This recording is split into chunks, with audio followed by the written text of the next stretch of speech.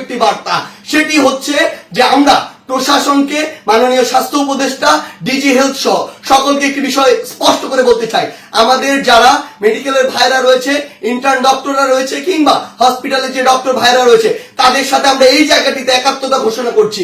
তাদের নিরাপত্তার সর্বোচ্চ ব্যবস্থা করতে হবে।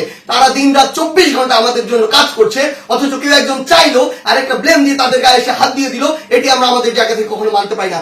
আমাদের জায়গা থেকে এটা একটি স্পষ্ট বার্তা হচ্ছে, তাদের এই নিরাপত্তার ব্যবস্থাটি করতে হবে। এবং গতকালকে ঢাকা মেডিকেলে যদি ওই পেশেন্টের মৃত্যুর জন্য কোনো কর্তৃপক্ষের হোক, ডক্টর হোক গাফিলাতি থেকে থাকে, তদন্ত সাপেক্ষে তার যেমন বিচারের আওতায় তাকে আনতে হবে।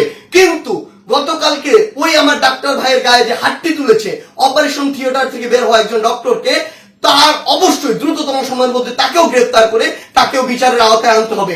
আমাদের জায়গা থেকে স্পষ্ট একটি বার্তা, আইন নিজের হাতে তুলে নেওয়ার মতো অন্যায়টি যদি আপনি করেন,